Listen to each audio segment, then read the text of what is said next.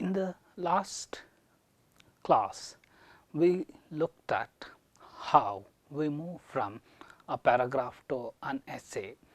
There we observed that the body of an essay can have different organizational patterns or different discourse strategies.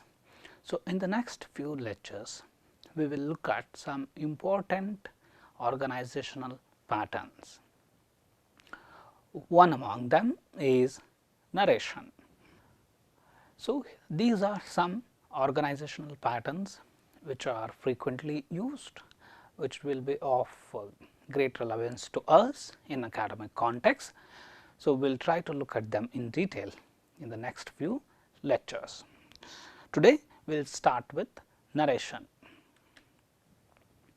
So, what is narration?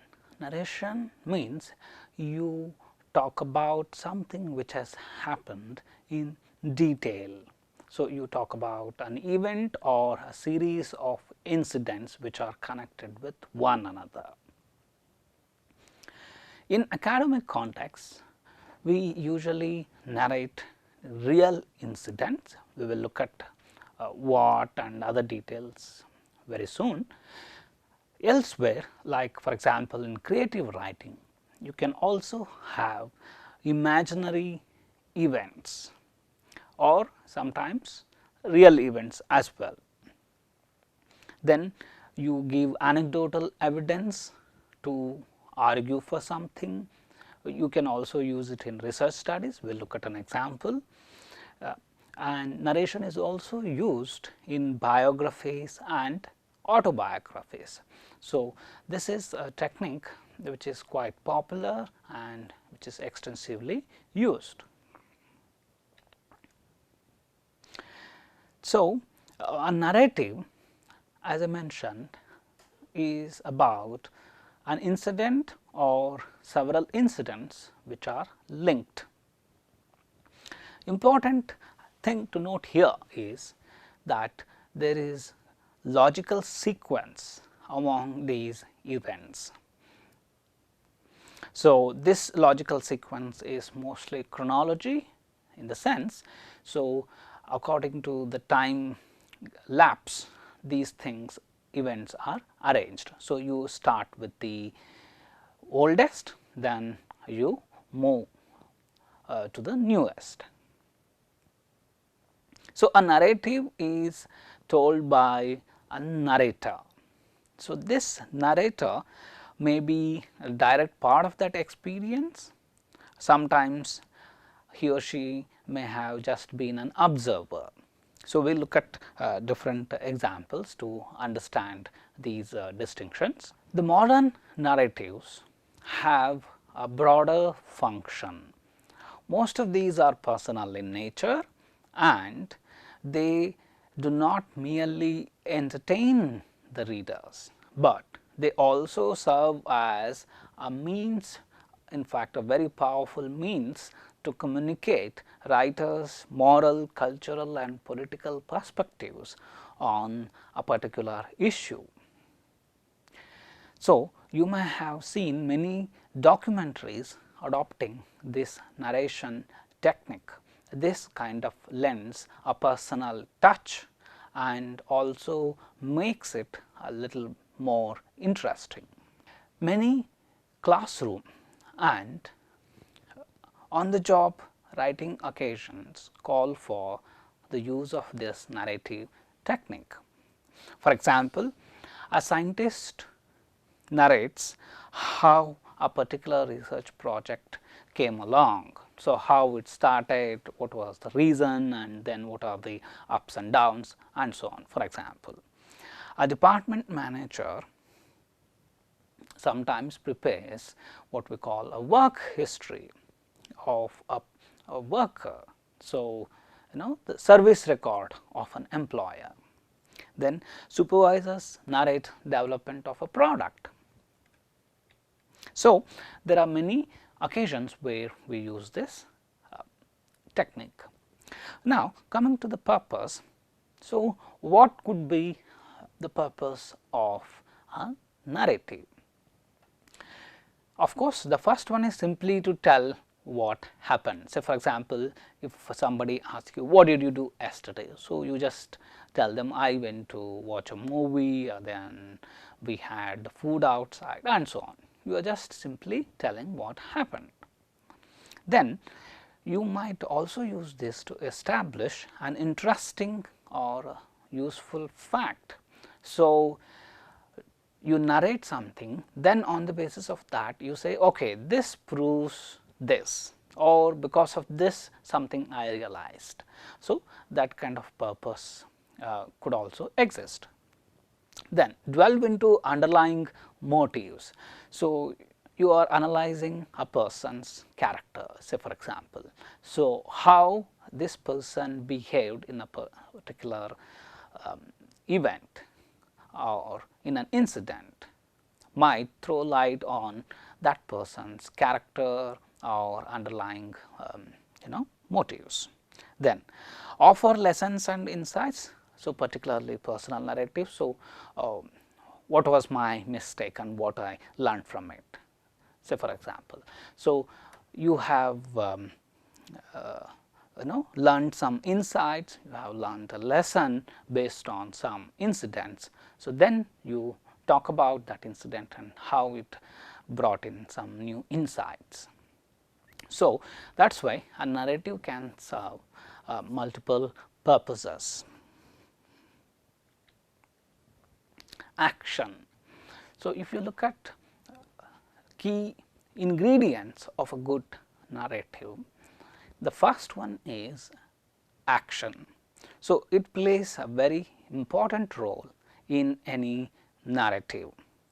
So, other writing often suggests action and lets readers to imagine it for themselves, but narration does it so powerfully, it actually walks the readers through that particular action packed sequence of events. So, readers you can say relive those moments. So, therefore, action here is very important. You have to give lot of attention to details and do not leave out anything. Next is conflict. So, conflict here not necessarily something between two persons, some kind of a physical fight, it is not necessary. So, here conflict, it could be within oneself, between two contradictory ideologies or two different thoughts, say, or it could also be conflict at the thought level between two individuals, and the narrative actually tells what was the reason for this and how it progressed, how it ended, and what is the significance of that. So, this conflict can actually add to action, and we have discussed the purposes. It can tell something about the characters of people involved in it. Point of view. We mentioned that narration is done by a person, and this person is called narrator. So, who this person is, depending on that, we usually identify first person point of view or third person point of view. So, what is the difference? First person point of view, let us look at this sample text. We would go to the well and wash in the ice cold clear water, grease our legs with equally cold stiff Vaseline, then tiptoe into the house. We wipe the dust from our toes and settle down for schoolwork, cornbread, clabbered milk, prayers and bed, always in that order. So, this is from Mama's Encounter, written by Maya Angelou. So, here you can see the use of the pronoun we. So, the person who is narrating this was in fact a part of that event. So, it is first hand experience of the narrator. So, this is we say first person point of view. I have gone through something, I have experienced something, so I am narrating. So, usually you see the use of pronouns I, we, us, something like that. So, this is first person point of view. Look at another example here. Dr. Watson, Mr. Sherlock Holmes, said Stamford, introducing us. How are you? He said cordially, gripping my hand with a strength for which I should hardly have given him credit. You have been in Afghanistan, I perceive. How on earth did you know that? I asked in astonishment. Never mind, said he, chuckling to himself. So, this is from Watson in a Study in Scarlet by Sir Arthur Conan Doyle. So, here the narrator is actually Dr. Watson. However, you can see the difference between this narrative and this one. Here, the narrator is the protagonist as well, the central character as well. However, here we know that the central character, the protagonist is Sherlock Holmes, but it is narrated by Dr. Watson. So, this is the first person point of view, but the narrator is not the protagonist. Next is third person point of view. So, here again we usually distinguish between two things, third person omniscient and third person limited. Let us look at an example.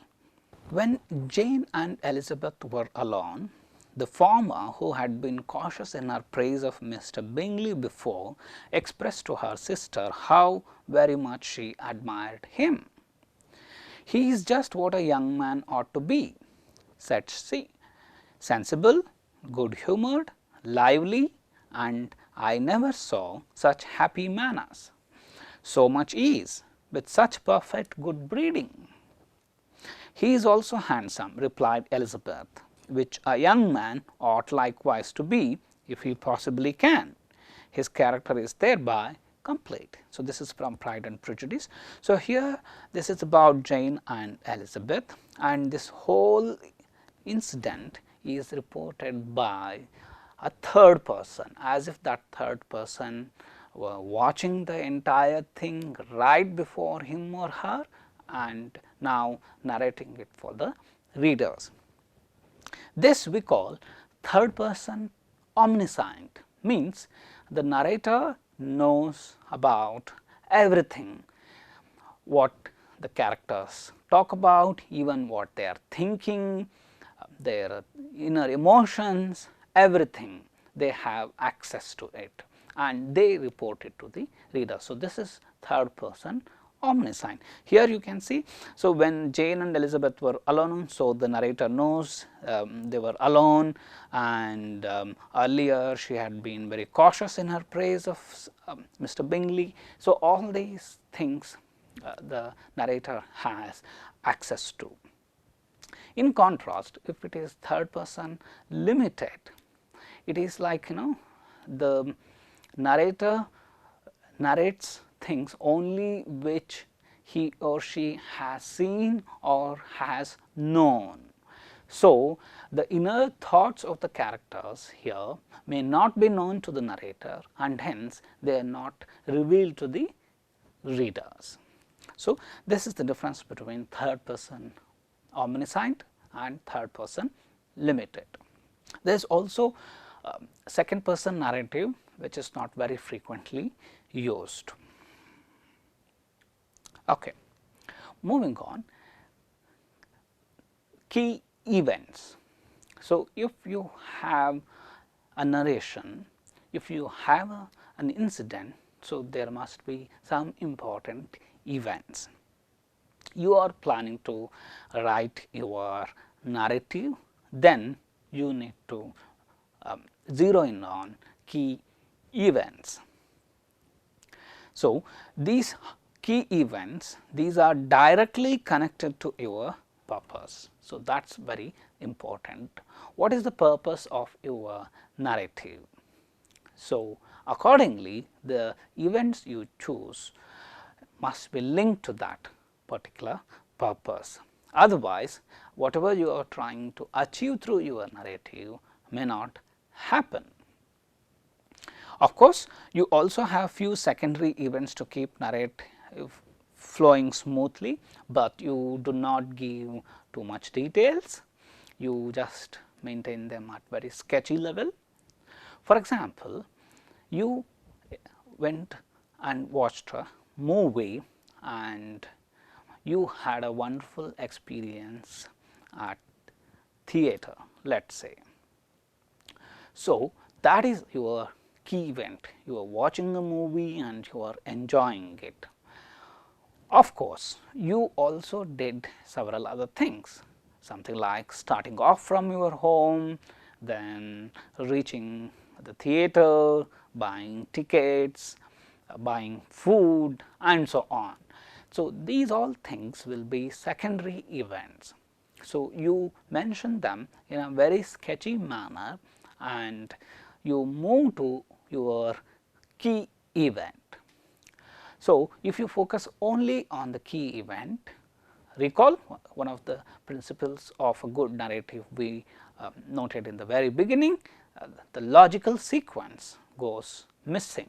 So, in order to maintain that, you bring in few secondary events, but you keep them very sketchy. Another important aspect of a narrative is dialogue. So, what is the purpose of dialogues in a narrative? First, these dialogues make any narrative very interesting, then it resembles real life conversation. Note, you are reporting something what has already happened. So, you are sort of recreating it. So, if you have dialogues, it closely resembles real life situations. Then you in the dialogue you have short words, simple sentences. So, this makes it for readers very entertaining and very interesting. It also breaks the monotony of longish text. So, when we look at a text, then we will analyze the role of a dialogue more closely. So, coming to academic context particularly, so what is the role of the narrative? So, you may have essays based on personal experiences. So, your instructor may ask you, or sometimes in exams these questions appear. For example, let us look at this: narrate an experience which changed your views about a person or an ideology. So, if you look at this, this talks about how your views about a person or an ideology changed, and that change was triggered by a particular incident, one particular experience. So, the question asks you to narrate it. Say for example, you had some views about your parents, like they were very strict, they were not letting you do whatever you wanted and so on. This was your opinion, and then an incident happened. Say they organized a surprise birthday party and that made you change your views about your parents, something like that. So, this was a very simple example which I just gave you, but in interviews and in exams you can also make it fairly complex. For example, how something changed your views about a person, an ideology. So, then it becomes a complex narrative. Then expanding a proverb or a maxim. Let us look at an example. Sometimes actions can have unintended consequences. Expand the statement using personal example. So, there is a here you can say a saying or a maxim. Sometimes actions can have unintended consequences. You do something and you hope it will result in something good, but unexpectedly something bad happens, something which you did not want to happen, so happens. So, this question asks you to explain this with examples and particularly personal examples. So, from your personal life. We will look at an example, then this becomes clear. Then you can also talk about your research procedure methodology, particularly qualitative research. You can narrate how you set up a lab, or you can narrate experiences of working on a project, your personal experience of working with colleagues, working in a team. So, these things you can narrate. So, now we will look at an example. So, this is sometimes good intentions can have bad consequences. This narration is taken from Defending the Free Market, written by Serico. So, let us look at this extract. When I was in seminary, my classmates and I ran a soup kitchen in a low income part of DC.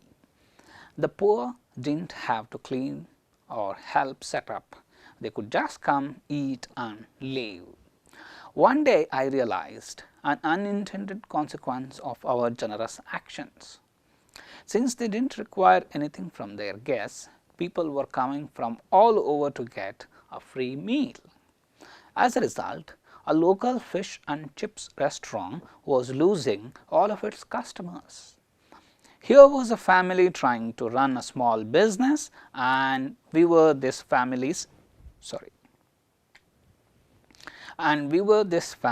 competition. There is a better way to do charity. My solution was to require attendees of the soup kitchen to help clean up. This weeded out those who were coming simply for the free food. So, this is the saying, and this particular incident explains this, supports this. So, it is in first person narrative. So, you can see the use of pronoun I. So, the narrator was he involved in this? Yes, if you read it then it becomes clear. So, it is a personal experience. So, what exactly happened? So, when the narrator and his friends, they were in seminary, they ran a soup kitchen in a low income part.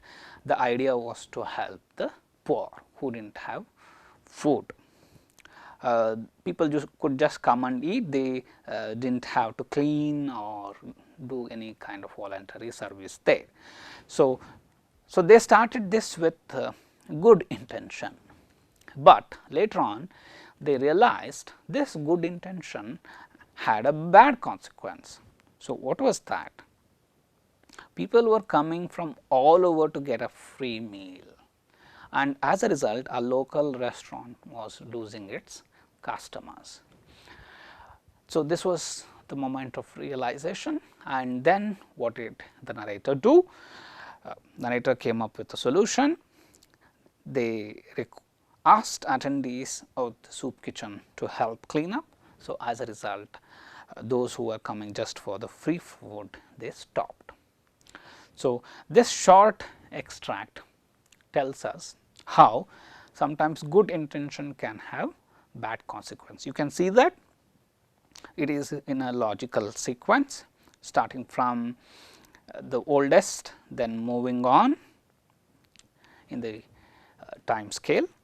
Then there are lots of key events So, the narrator setting up a thing, then the consequence and the solution they came up with. So, this is how you use your personal experiences to expand a saying, a proverb, something like this. Okay. We will look at now another example. So, this is, you can say history of a product. So, what is this? This is history of jeans. Let us look at it.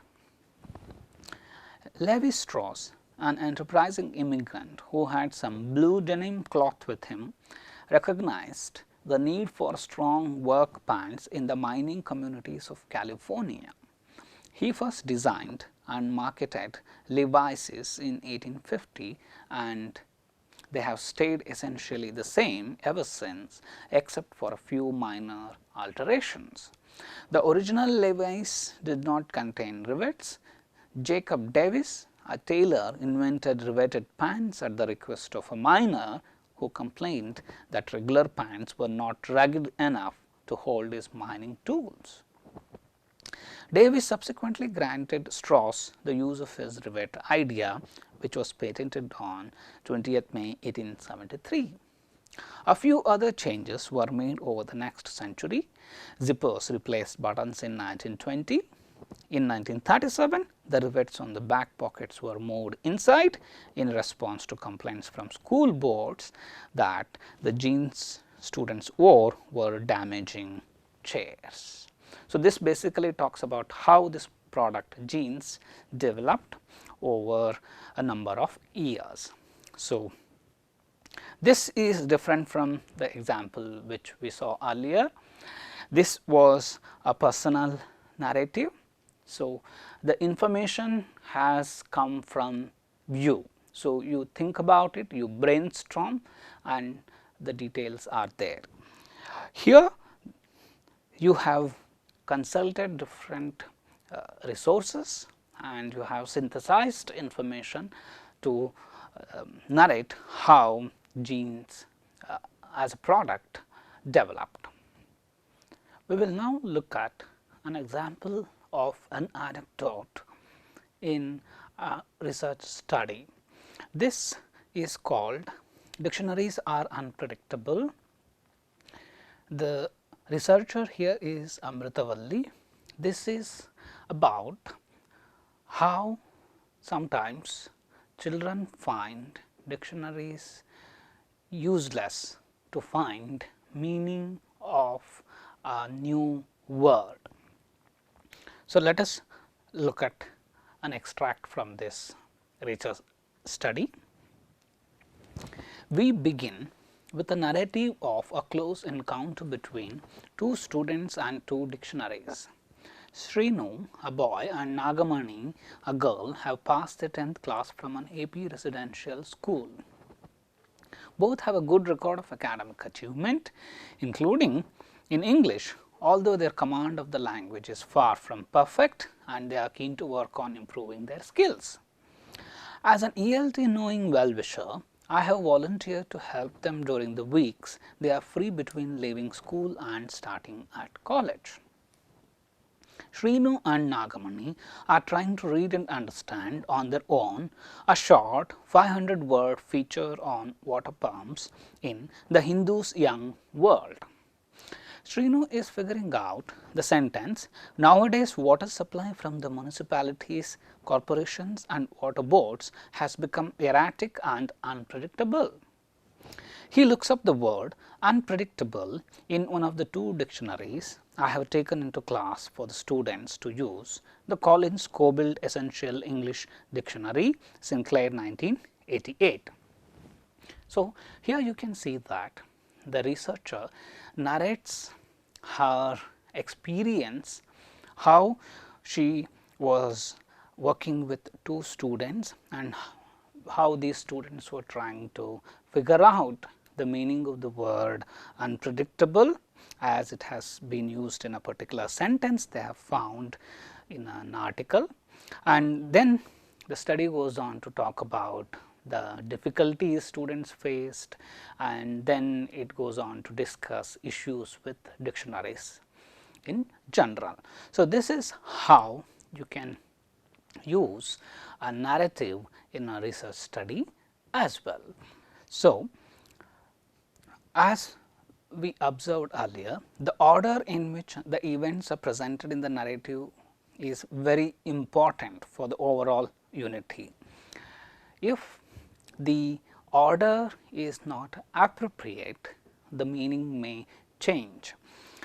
Let us look at these two sentences. These are just two short sentences, just for the purposes of illustration. Look at these examples. The car hit the divider, it rolled over. The car rolled over, it hit the divider. So, without any linker, without any other clue. Now, if you just look at it, so what is the meaning you get? The first set, the car hit the divider, it rolled over. So, you assume that car hitting the divider was the first incident, and probably as a result of that it rolled over. Now, the same sentences, you have changed the order, the car rolled over, it hit the divider. Now, which was the first incident? Car rolling over was the first, then it hit the divider. So, the meaning here changes. So, the order of the events presented is very crucial. So, in order to establish a clear order among events, we use several linkers and transition words. Some are listed here: after, afterwards, before, during, earlier, eventually, first, in the meantime, later, meanwhile, next, now, once, second, soon, sooner, then, today, until, when, and so on. So, these linkers, which are particularly related to time, are very crucial in a narrative. We will now look at a longish narrative and understand features of a narrative. This is called The Perfect Picture, written by James Alexander Thom. Let us read this in detail first. It was early in the spring, about 15 years ago, a day of pale sunlight and trees just beginning to bud. I was a young police reporter driving to a scene I didn't want to see. A man, the police dispatcher's broadcast said, had accidentally backed his pickup truck over his baby granddaughter in the driveway of the family home. It was a fatality. As I parked among police cars and TV news cruisers, I saw a stocky white-haired man in cotton work clothes standing near a pickup. Cameras were trained on him and reporters were sticking microphones in his face. Looking totally bewildered, he was trying to answer their questions. Mostly, he was only moving his lips, blinking and choking up. After a while, the reporters gave up on him and followed the police into the small white house. I can still see in my mind's eye that devastated old man looking down at the place in the driveway where the child had been. Beside the house was a freshly spaded flower bed and nearby a pile of dark, rich earth. I was just backing up there to spread the good dirt, he said to me, though I had not asked him anything. I didn't even know she was outdoors. He stretched his hand toward the flower bed, then let it flop to his side. He lapsed back into his thoughts, and I, like a good reporter, went into the house to find someone who could provide a recent photo of the toddler. A few minutes later, with all the details in my notebook and a 3x5 studio portrait of the cherubic child, tucked in my jacket pocket, I went toward the kitchen where the police had said the body was. I had brought a camera in with me, the big bulky speed graphic, which used to be the newspaper reporter's trademark. Everybody had drifted back out of the house together: family, police, reporters and photographers. Entering the kitchen, I came upon this scene. On a formica top table, backlighted by a frilly curtained window, lay the tiny body, wrapped in a clean white sheet. Somehow the grandfather had managed to stay away from the crowd. He was sitting on a chair beside the table, in profile to me and unaware of my presence, looking uncomprehendingly at the swaddled corpse. The house was very quiet. A clock ticked. As I watched, the grandfather slowly leaned forward, curved his arms like parentheses around the head and feet of the little form, then pressed his face to the shroud and remained motionless. In that hushed moment, I recognized the makings of a prize-winning news photograph. I appraised the light, adjusted the lens setting and distance, locked a bulb in the flash gun, raised the camera and composed the scene in the viewfinder. Every element of the picture was perfect. The grandfather in his plain work clothes, his white hair backlit by sunshine, the child's form wrapped in the sheet, the atmosphere of the simple home suggested by black iron trivets and World's Fair souvenir plates on the walls flanking the window.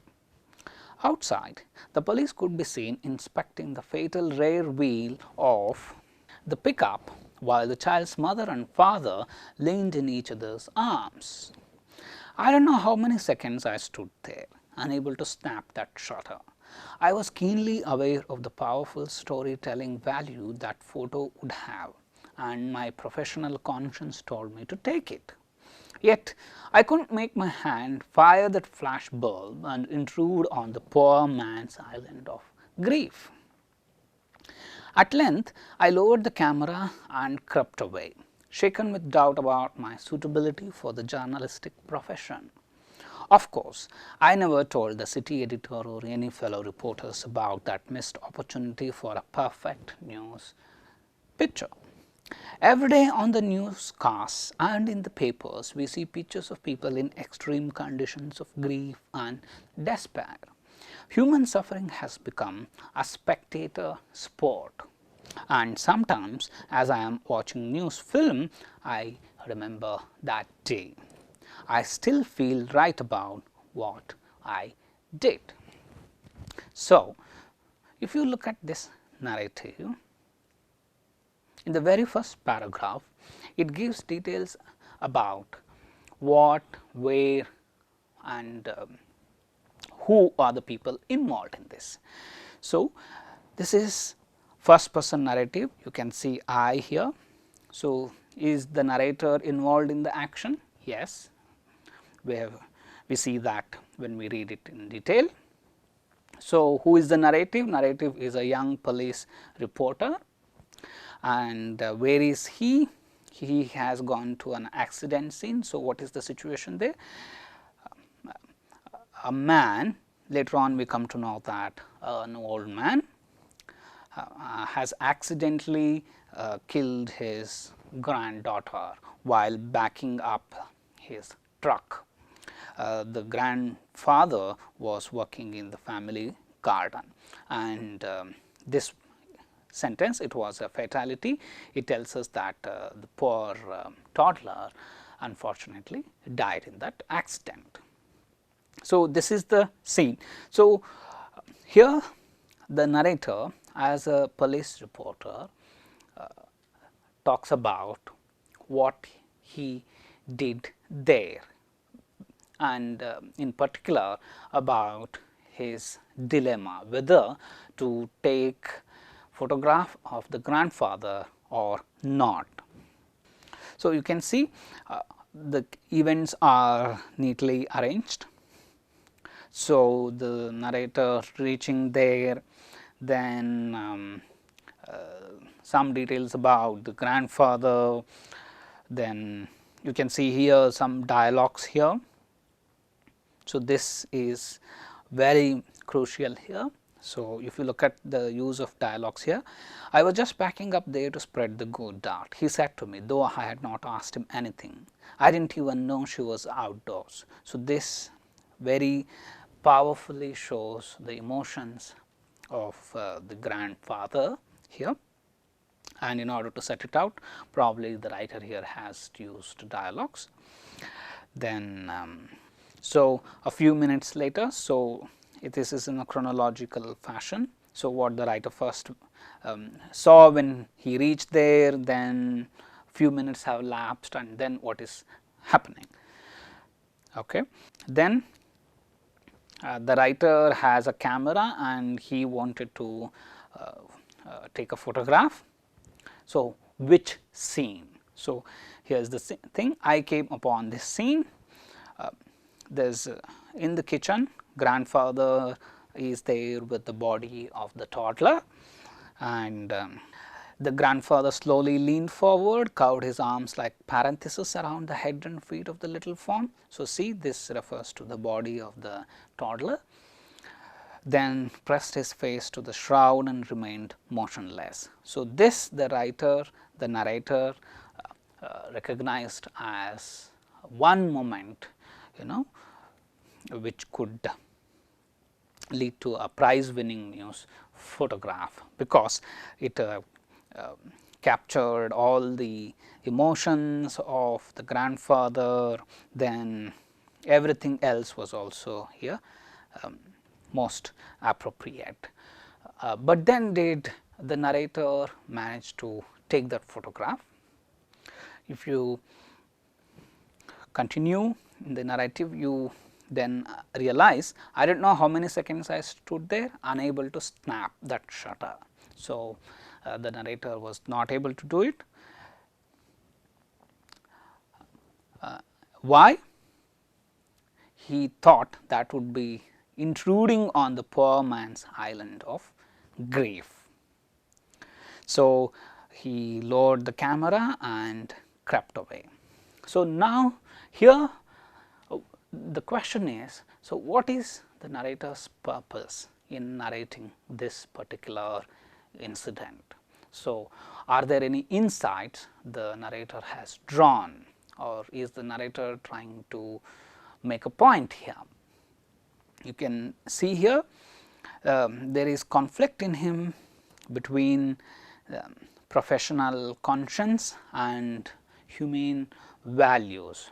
So, one part of him probably said, you are a professional photographer, so you have to go ahead with your work. But as a human being, he thought that is simply not right. The grandfather was suffering, and taking a photograph would intrude on him, would be an intrusion into that poor man's private space. So, this conflict the writer was able to resolve, and finally, he decided not to take that photograph. So, this is the incident. If you come to the last paragraph, the narrator here links that incident with the present. So, every day on the newscasts and in the newspapers, we see pictures of people in extreme conditions of grief and despair. Human suffering has become a spectator sport. So, here the writer is referring to commercialization of things. So, if somebody is being beaten, or even somebody has met with an accident, people rush there to take photographs of it and post, rather than to help the person there. So, and ends with this single sentence. See, it stands alone, because this brings in all the impact. I still feel right about what I did. So, writer is very clear, he is not regretting about his decision.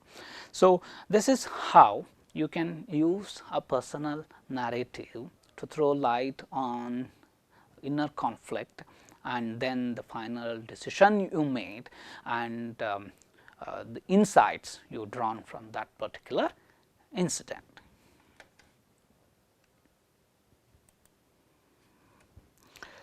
Okay. So, moving on, when you have to plan and draft a narrative, what things do you need to keep in mind?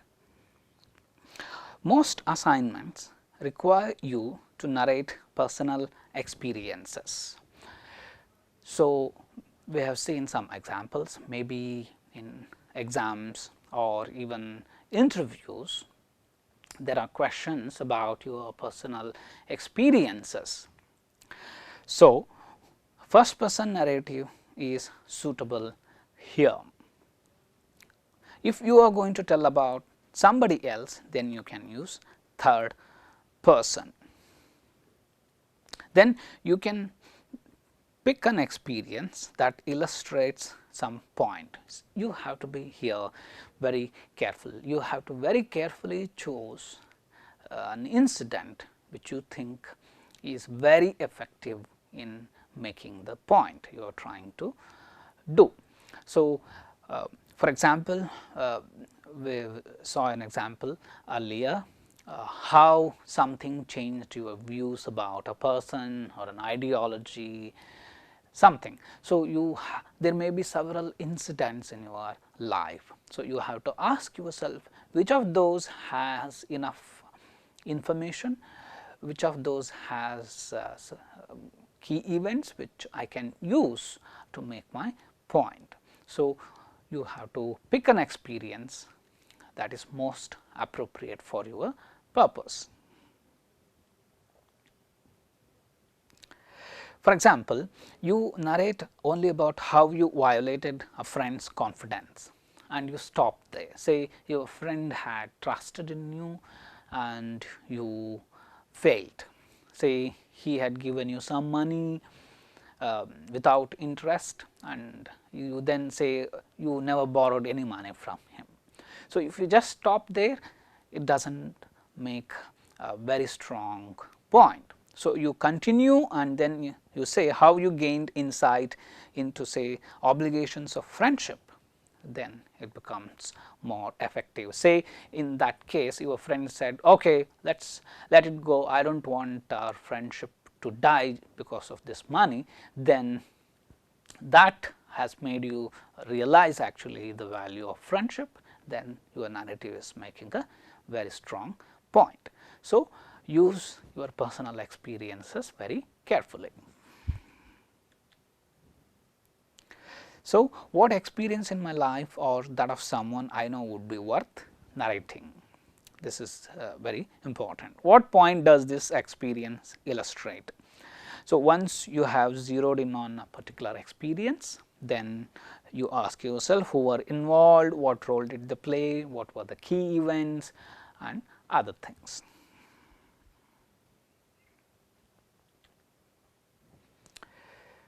Say you have to narrate about something else, not based on your personal experiences, then you need to synthesize information from different sources.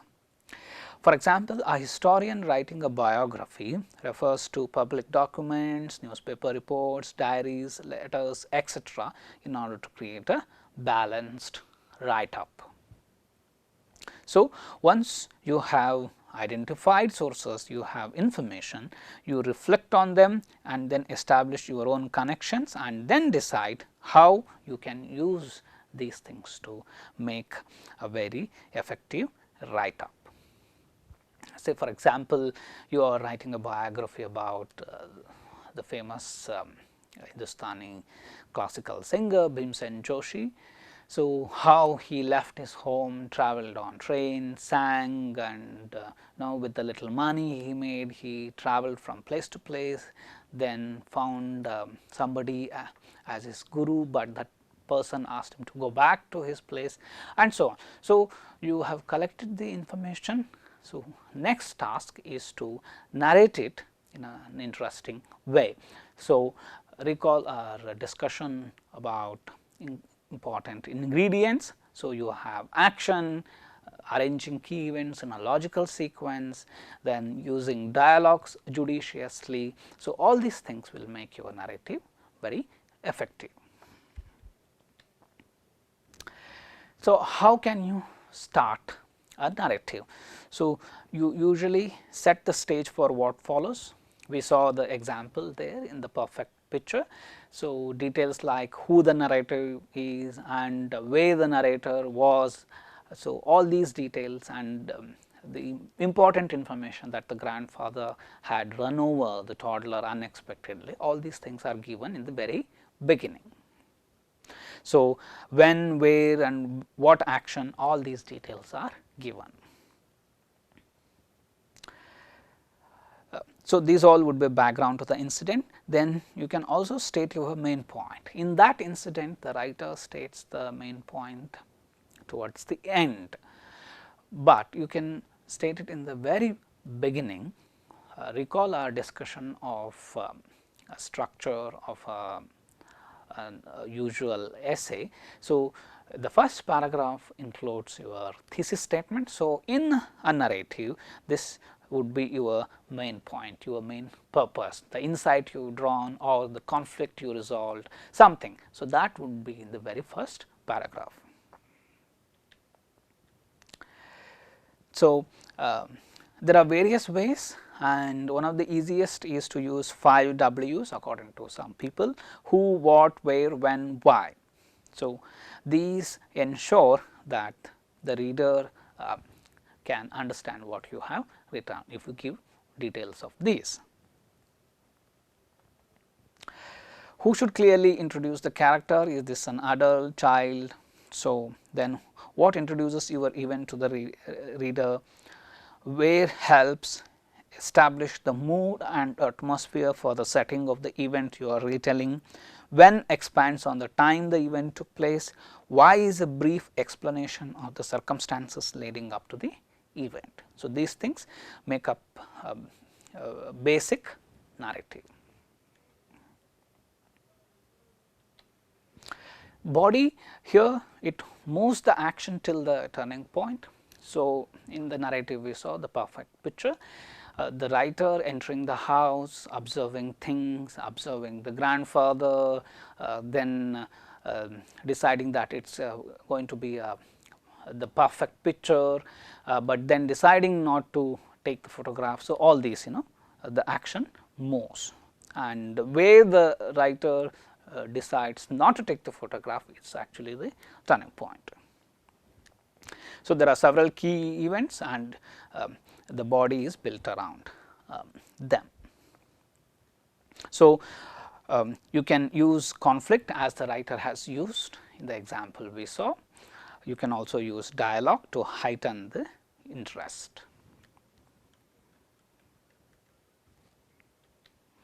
Conclusion, you tie up any loose ends, you settle any unresolved conflicts. So, in the previous example, writer comes back to the present, links what had happened in his life sometime back in the past with the events in the present, and shows that the experiences are still very relevant. Sometimes you may introduce a surprise twist. For example, O. Henry's stories, if you recall, there is usually a sudden twist at the end.